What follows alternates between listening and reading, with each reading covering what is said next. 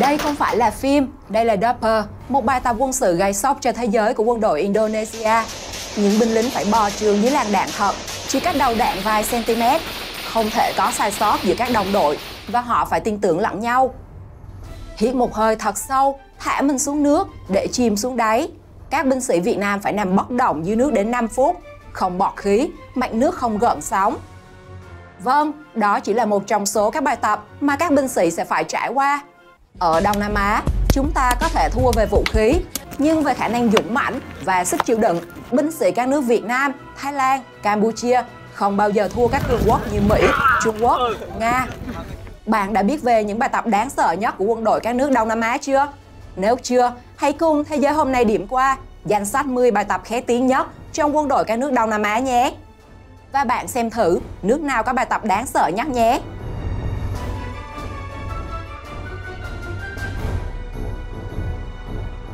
Bài tập Dopper, Indonesia. Hầu hết quốc gia nào cũng sẽ huấn luyện quân đội bài tập bò trường dưới chướng ngại vật, thép gai, bùn. Nhưng đây lại được đánh giá là bài tập rèn luyện ý chí điên rồ nhất của các binh sĩ Indonesia. Gần như độc nhất trên thế giới, chưa quốc gia nào vượt qua. Bò trường dưới làn đạn AK-47. Dopper là một trong những bài huấn luyện quân sự khét tiếng nhất của quân đội Indonesia. Đặc biệt được áp dụng trong các lực lượng tinh nhuệ như đặc nhiệm lục quân, đặc công hải quân, lực lượng đặc nhiệm không quân và biệt đội chống khủng bố hải quân.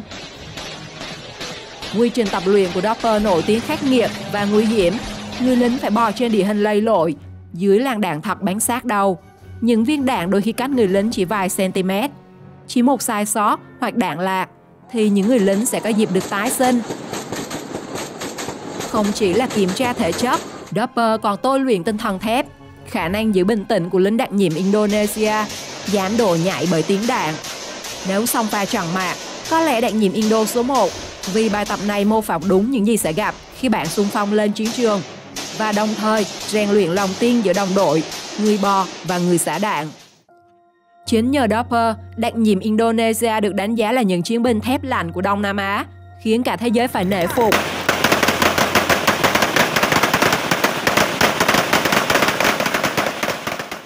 Trên thế giới, Iraq cũng là quốc gia có bài tập tương tự Indo.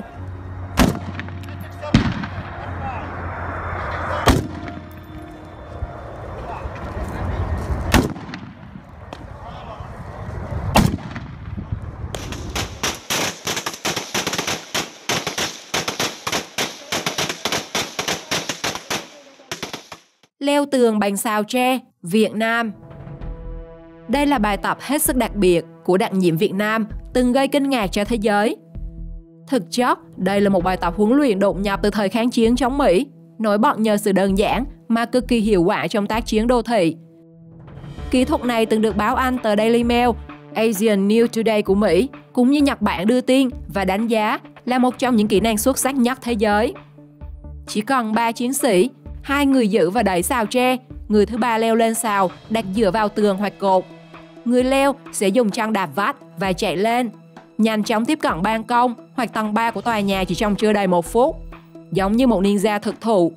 Điều này đã khiến giáo sư vật lý Mỹ Heath Allen tại Đại học Southeastern Louisiana phải kinh ngạc phát biểu: điều gì thế này?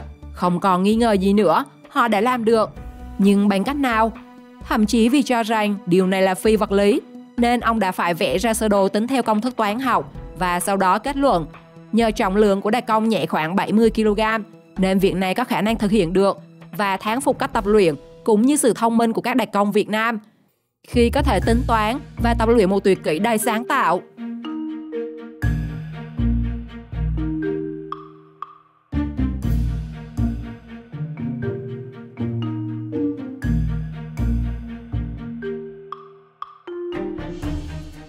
Vua Lì Đòn, Campuchia. Hầu hết quân đội các nước đều có những bài tập rèn luyện về thể chất để biến binh sĩ thành những vua lì đòn, như các võ sĩ quyền Anh trên sàn thi đấu. Nhưng ở Campuchia, những bài tập này dường như nó ở tầm rất khác. Không chỉ tay không đấm vỡ những chồng gỗ đang cháy, mà còn phải đưa thân mình ra chịu trận những đòn đánh từ những khúc gỗ to đang rực lửa. Khắc nghiệt nhất là bài đứng giữa trời nắng chịu trận của các binh Nhất. không chỉ chịu cái nắng mà còn phải chịu những đòn đánh bất ngờ từ chỉ huy. Những cú ra tay lên chân không thương tiếc đã giúp những người lính Campuchia trở nên lì đòn và chịu trận tốt hơn. Ngoài ra, binh sĩ Campuchia còn có bài tập tiếng gầm. Cụ thể là các binh sĩ sẽ đồng loạt hét thật to và tạo ra tư thế rất đáng sợ, trông như đang sẵn sàng chiến đấu, bất chấp đối thủ là ai và đây là đâu. Đây là một trong những bài tập trong đào tạo quân sự của Campuchia liên quan đến vấn đề rèn luyện tâm lý và sức bền cho các binh sĩ.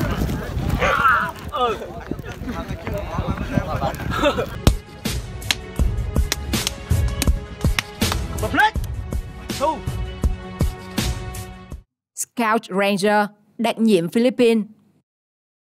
Có lẽ bạn nghe nhiều về SEAL với khóa huấn luyện được gọi là tuần địa ngục.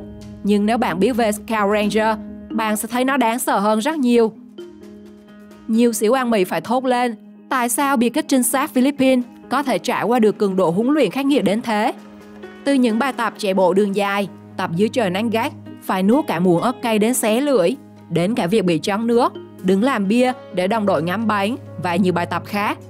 Đến quân đội các nước còn ngỡ ngàng, chứ đừng nói gì đến chúng ta. 50% học viên phải bỏ cuộc vì kiệt sức, bị chấn thương, có người thậm chí còn được luôn vé đang xuất khỏi trái đất. Tập đã khó, bài tốt nghiệp còn khó hơn. Lực lượng Scout Ranger phải chiến đấu thật. Các học viên bị đưa vào vùng chiến thực sự để làm nhiệm vụ chiến đấu như một đơn vị tác chiến tiền phương. Họ áp dụng mọi kỹ năng để sinh tồn và hoàn thành nhiệm vụ giữa làn ranh sinh tử. Ai sống sót trở về thì mới được tốt nghiệp. Chính vì vậy, đội biệt kích trinh sát Scout Ranger được đánh giá là những người lính tinh nhuệ bậc nhất Đông Nam Á và châu Á.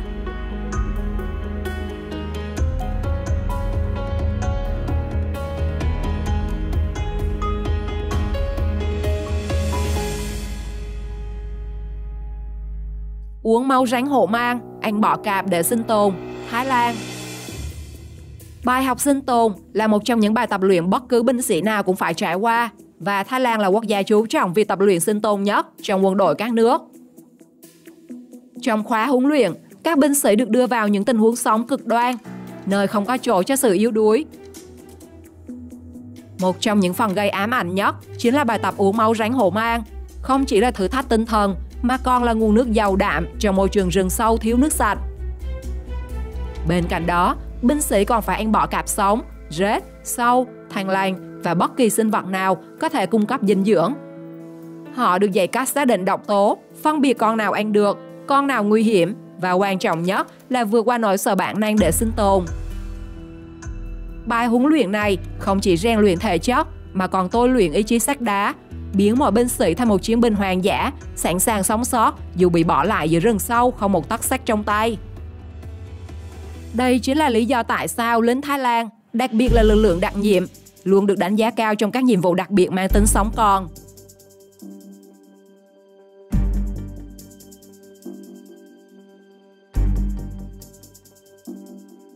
Tàng hình, Việt Nam. Chú ý. Đứng dậy. Nếu có lực lượng nào khiến đối phương khiếp đảm chỉ bằng sự im lặng, thì đó chính là đặc công Việt Nam.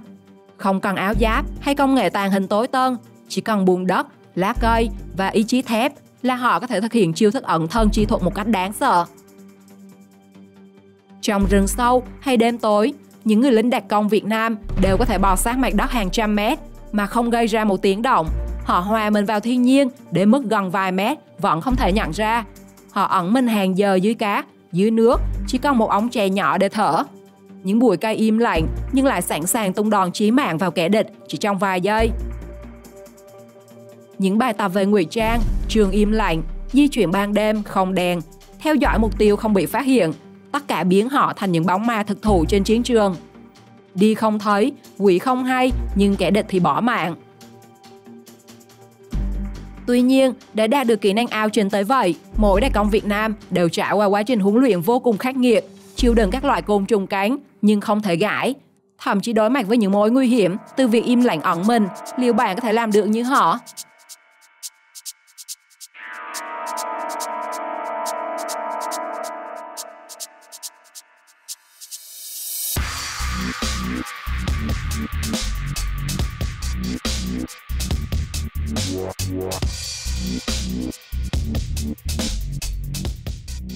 Sleep Attentiveness Test. Khi các binh sĩ mệt mỏi ngủ, họ sẽ rơi vào bài tập gọi là Sleep Attentiveness Test. Các chỉ huy sẽ thử lấy súng và xem phản ứng của họ. Súng còn thì người còn, mà súng mất nghĩa là lính cũng knock out. Bởi trong môi trường khắc nghiệt của chiến trường, kẻ thù không bao giờ cho bạn ngủ đủ giấc. Chính vì thế, bài tập Sleep Attentiveness Test được mệnh danh là thuốc thử thần kinh thép của các chiến binh tinh nhuệ. Tưởng chừng đơn giản, chỉ là giữ tỉnh táo khi thiếu ngủ. Nhưng đây là thử thách khiến cả những binh sĩ dày dạn kinh nghiệm cũng phải chạm ngưỡng giới hạn sinh tồn. Bài tập này đòi hỏi người lính phải duy trì khả năng phản ứng nhanh và ra quyết định chính xác dù đang trong trạng thái rất buồn ngủ. Bạn có thể tưởng tượng sau 48 tiếng không ngủ, mắt mờ, đầu choáng, cơ thể rã rời, nhưng chỉ còn một giây lơ đễnh, bạn sẽ bắn nhầm đồng đội, lỡ mất kẻ địch hoặc mất mạng ngay tại trận. Đó là lý do các quân đội như Mỹ, Israel, Nga đều đưa bài test này vào huấn luyện đặc nhiệm. Ngay cả lính Trung Quốc cũng có những bài tập này. Bạn nào đã từng đi bộ đội có thể comment cho mình biết Việt Nam ta có bài tập này không? Bài huấn luyện quân đội của nước nào làm bạn ấn tượng và cảm thấy đáng sợ nhất? Comment câu trả lời cho mình biết trong phần bình luận nhé. Xin chào và hẹn gặp lại!